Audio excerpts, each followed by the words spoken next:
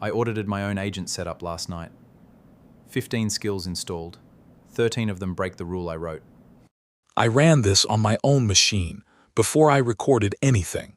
15 skills installed. At startup, the agent reads 7,241 bytes. The instruction bodies behind them come to 155,293. That is a 21 times ratio, and it is the entire reason skills scale. Then the same scan told me something less flattering. 13 of my 15 descriptions break the 200-character rule I teach in the class. So let me be straight about what this video is. It is not a tour of a feature. It is an audit of my own setup against my own standard, and the standard lost. The median description on this machine is 289 characters. The worst is 948. My own SEO skill, the one I wrote by hand, is 847. Only 2 of 15 come in under the limit. That gap is worth more than another explainer. Here is the mechanism, because the numbers only make sense once you see it. A skill is a folder with a SKILL.md inside it. The file opens with YAML frontmatter holding 2 fields, a name and a description. At startup, the agent reads only those 2 fields for every skill you have installed. It does not read the instructions. When you give it a task, it compares your request against the descriptions it loaded. Only on a match does it open the full body. 21.4. For every byte the agent reads when it boots, there are 21 it has not touched. 7.1 kilobytes in, 151.7 held back. That is what makes it reasonable to install 15 skills, or 50, without the context window collapsing under the weight of instructions you are not using right now. The cost of an unused skill is its description, nothing else. The file itself is not complicated. 3 dashes, a name, a description, 3 dashes, then markdown. The name has to match the folder exactly, lowercase with hyphens. The body is the instructions the agent follows once the skill fires, and you want it under about 500 lines. If you need more than that, it goes in a references folder and gets linked from the body, so the agent pulls it only when it actually needs that page. Everything hinges on the description, and this is where most custom skills die. Too broad, and it fires on every task you type. Use for web development tasks will trigger on absolutely everything. Too narrow, and it never fires at all. Naming one specific file means it is dead weight for every other job you have. What works is scoping to a system and a file type. A store, a set of extensions, a project name. Specific enough to exclude, general enough to catch the real work. 200 characters. That is the target for the actionable part of a description. The agent scans every installed description at startup, so shorter ones load faster and match more precisely. When a description runs to a paragraph, you are asking for a fuzzy match against a wall of text, and fuzzy matches are how you get a skill firing on the wrong task. I am telling you the number I do not hit. 13 of mine are over it. Fix yours before you inherit my problem. The trigger for building a skill at all is simpler than people expect. If the same workflow runs more than twice, it is a skill. If it carries constraints the agent has to respect every single time, file naming, API patterns, validation steps, it is a skill. If you find yourself pasting the same 15 lines of instruction into the top of a prompt, you have already written one. You are just retyping it. A genuine one-off with no pattern behind it is not a skill. Prompt it and move on. This one has cost me real time more than once.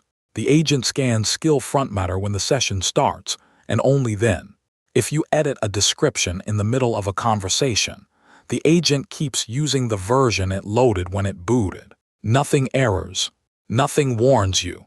The skill just behaves the way it did before your edit, and you sit there rewriting a description that was already correct. Open a new session. Then test. Subagents are the second half of keeping context clean. A subagent is spawned by the main agent to handle one isolated piece of work, and it runs in its own context window. That separation is the whole point. If a research task pulls down 50 kilobytes of raw HTML, that stays in the subagent, and only the extracted answer comes back to the parent. You get parallel execution out of it as well, and tool specialization, but context isolation is the reason to reach for one. Here is a rule I run that is not obvious until it bites you. If one part of a job is unreliable, give it its own step with its own quality gate. Image generation is the example. Text inside generated images garbles. Dimensions come back wrong, and the retry rate is real. So the build agent ships the page with a placeholder URL and stops. A separate step generates the banner, checks the dimensions, checks the text is legible, and only then is the URL wired in. Mixing that into the main build makes the whole pipeline as fragile as its worst component. MCP is how the agent reaches anything outside itself. Databases, storefronts, file systems, browsers. You declare each server in MCP config.json, globally or per workspace, and the server hands the agent a set of tools it can call. The line that matters is the environment block. That value is a variable reference. It is not the token. The token lives in your shell profile or a secrets manager, and the config file only ever names it. GetGuardian went looking for this and found 24,008 unique secrets sitting in MCP configuration files on public GitHub. 2,117 of them were still valid credentials. Google API keys were about a fifth of the total. Postgres connection strings another 14%. The reason is boring and fixable. A lot of MCP setup documentation shows the key pasted straight into the config.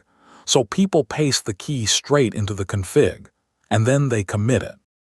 This is the part that separates a pipeline from a demo.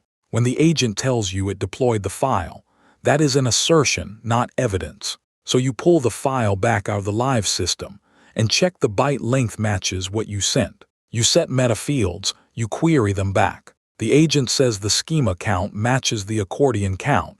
You count them yourself, and you snapshot before you write every time, because if you cannot roll it back, you have no business shipping it. There is a trap sitting underneath all of this. Agents produce output far faster than you can type it. But an agent producing incorrect output faster is not saving you anything. It is generating cleanup at the same multiplier. Throughput on its own is not the metric. Throughput minus rework is. Every gate in this video exists for that reason, and every one of them is cheaper than the correction it prevents. So run the scan on your own machine. Count your skills, add up the frontmatter, add up the bodies, and look at how many descriptions are over 200 characters. Mine was 13 out of 15, and I have been doing this a while. Then fix the descriptions first, because that is the field that decides whether any of the rest of it ever fires. The full class walks the whole thing, the skill files, the subagents, the MCP wiring, and the brief format I actually use. It is free, there is no sign-up, no email, and no paywall.